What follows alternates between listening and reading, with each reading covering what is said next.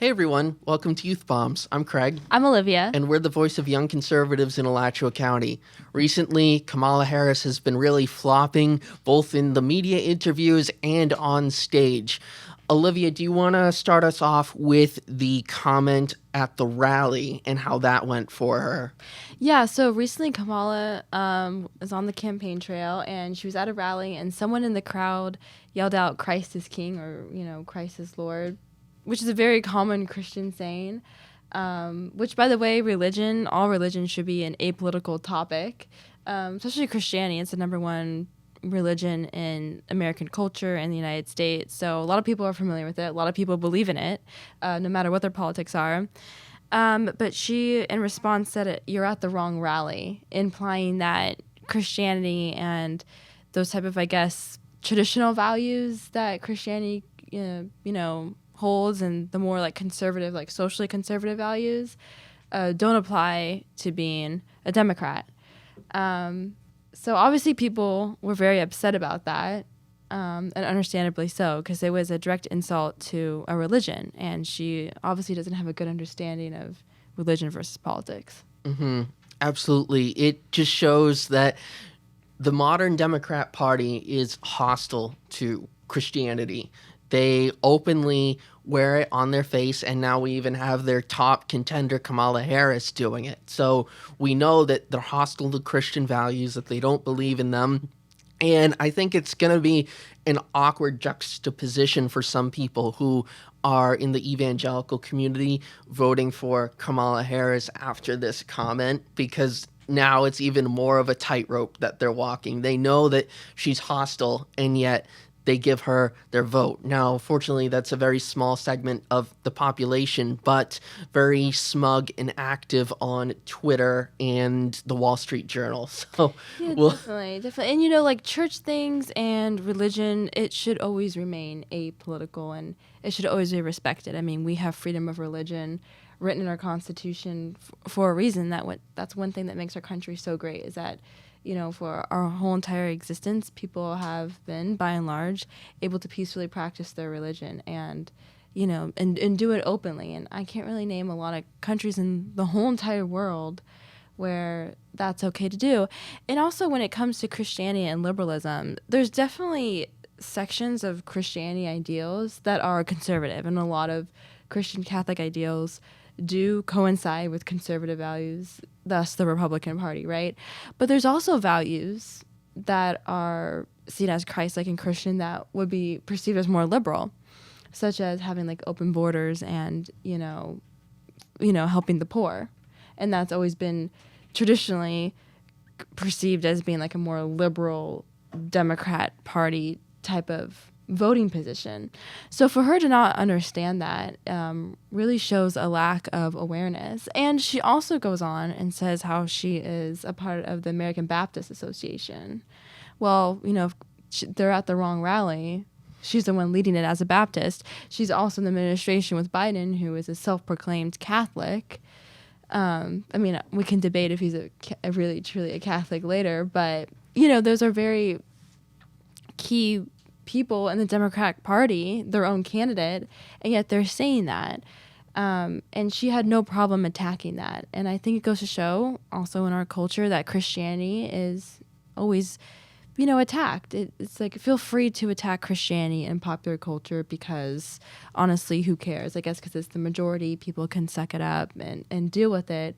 But, disrespecting anyone's religion is really gross. And it just goes to show what her moral code is. Mm-hmm. Absolutely. And if it was, there's always what if it was this way? But it's true. If someone shouted out, Muhammad is the prophet to Trump, and he said, "You're at the wrong rally," there would be a huge uproar. But this only gets attention from conservative media. I don't think that it's really going to move the needle what Kamala Harris said, because it just won't get picked up by the outlets. But if it was on the other side of course they would use it to attack President Trump.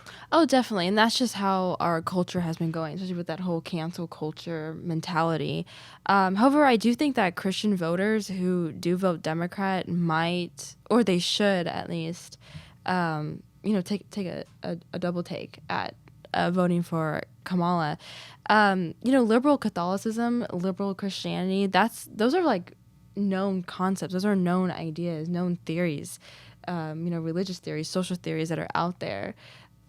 So, for her to say like you're at the wrong rally, I mean, that's obviously just wrong, like politically, but also just in a whole entire world sense, religion should be apolitical. That's why at churches, you strive to be apolitical, because spirituality is set apart from the world and the world issues. But, a rally, and it's an open country too, by the way. We have freedom of speech. I'm a registered Republican. I could go to a Democrat rally and I could feel free to turn to the person and say, hey, standing next to me and say, hey, I really don't like what she's having to say. That's perfectly okay. And it should be encouraged and it should be welcomed. So that also goes to show what she has to think about freedom of speech too. I mean, did she tell them to leave? No. But did she embarrass them and shut them up and try to harass them? Yeah, I think she did. Yeah, and they did get kicked out of the rally. So okay, good to clarify that. Yeah, so it's not like they were, chanting for Trump at a private event, disrupting the event in a pro-Trump manner. People shout out all the time, and sure, you shouldn't be heckling the speaker, but to say something that's pretty apolitical, Christ is Lord, like that's not, Jesus doesn't have a political party. So exactly, yeah, it's supposed to be for everyone, including Kamala, including the person who yelled that out. And also, that's a good example to think about. Even if they were trying to heckle and yelled out, I don't know, like common like Trump thing, like "Make America Great Again," or just started chanting Trump's name, and she like said, "Oh, you're at the wrong rally. Get them out of here." You know what? You still have a right to do that. You still have a right to do. You have a right to do and say pretty much whatever you want. You know what I mean? I mean, obviously it's bad to go into a crowd and yell out "fire" or something like that. But especially at an American political space, you should say whatever you want. And then, of course, there's the religious factor of how insulting that is to religion, which is very personal to people and to, I would assume, a portion of her voters. And now Christians don't even get the lip service. It's just like you're at the wrong rally. So completely dismissing Christianity as a whole. Exactly. And as we can see in the recent Fox interview with Kamala, which, by the way, I'll give her some credit. She did go into Fox News. It is a known Republican conservative media source. However, I think she's doing it just to compare herself to what Vance and Trump have been doing on their campaign, because particularly we've been seeing Vance in these really good like CNN interviews where he's like intellectually debating and discussing very respectfully and and in depth with the CNN interviewer. And the VP debate, it might have been a little bit boring to watch, but they were having like great intellectual debate, like old school, very nice political debate. So I think she's just trying to follow in their footsteps, saying like, oh hey, like look, I could do the same thing. But she went on there and they were asking her fair questions, like if you wanted to implement, or let's say you just wanted to, because she's VP and there's a whole process like Congress, so she can't push through all the policies on her own position. But let's say like he was just saying like, let's say you wanted to rally for this cause, right? You're promising that in your administration as president that you're going to be doing X, Y, and Z. He said, how come you haven't been supporting that or pushing that or doing everything that you can within your VP position now? She completely, and the way he worded it was better than how I just explained it. It was very clear.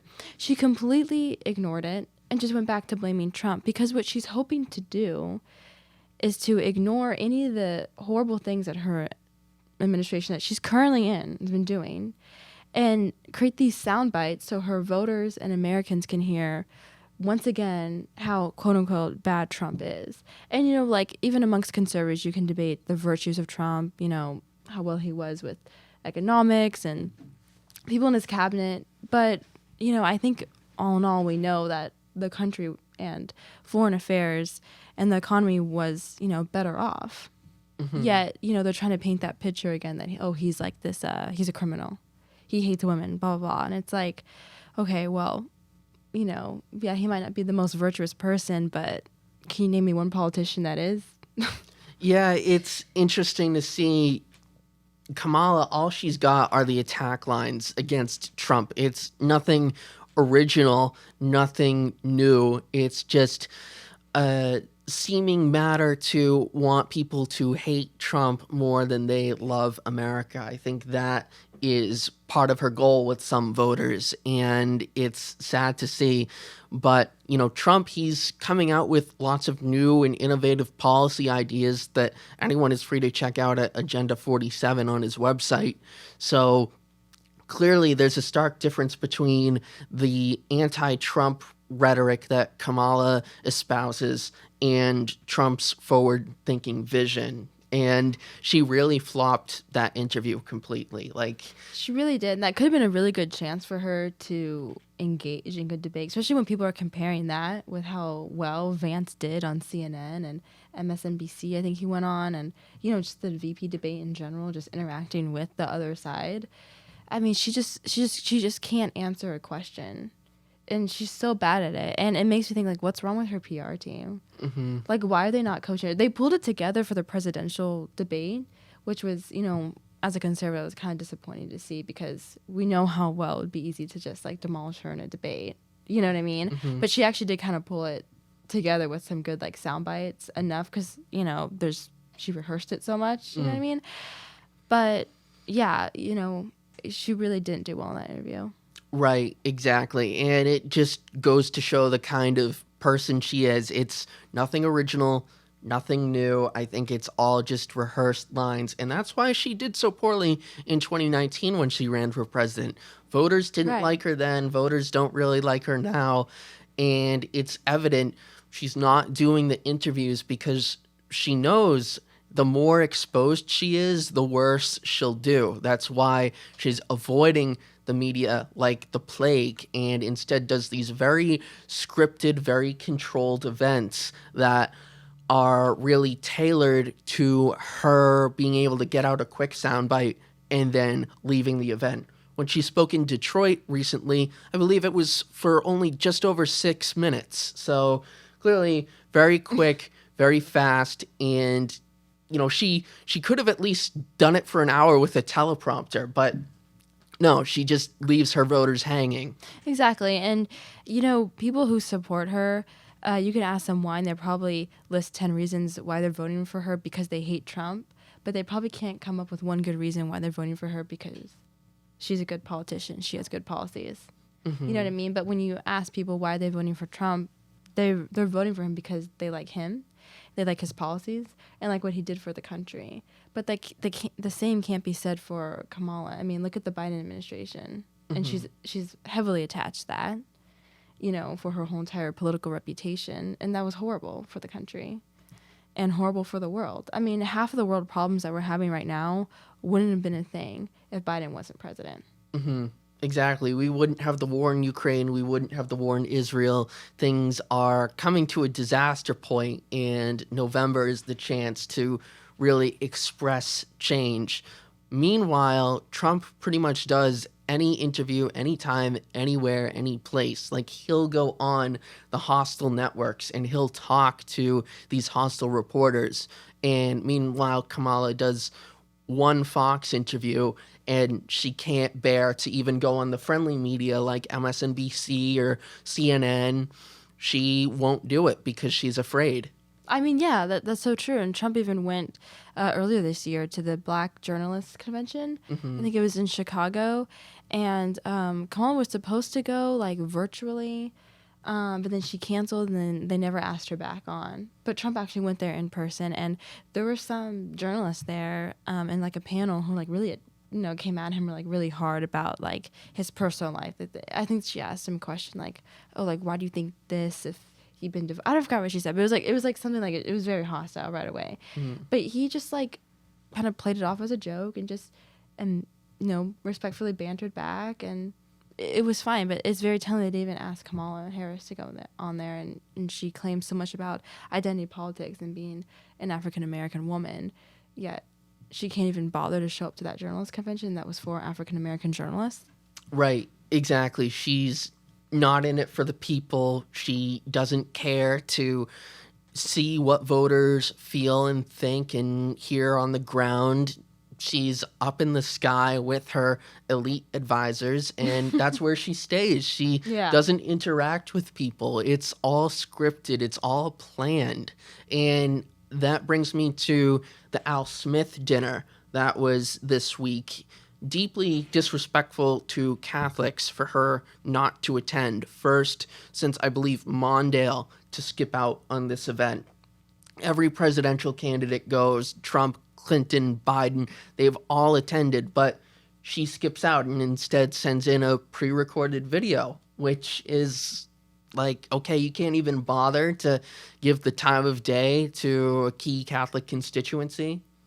Yeah, I mean, that's obviously really bad, especially when you look at the history of all the other presidential candidates doing that, all of the presidents doing that. I mean, it just goes to show their level of arrogance and how much they're kind of lazy. And, you know, I really like voters to think about this. If they're this lazy and out of touch in their campaign when she's trying to get that position, how do you think she's going to be when she actually has that position? And we already see how she is in power as the vice president.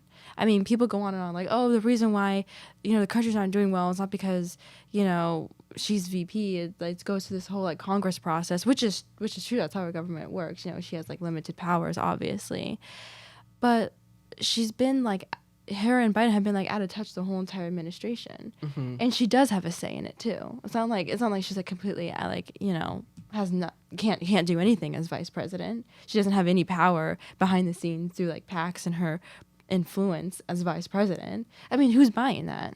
Right, exactly. And this whole administration, they've been pushing bad policy. So clearly doing nothing to help, nothing to support the American people. Everything that they put out harms the country. So things continue to get worse. Definitely. Any closing thoughts, Olivia?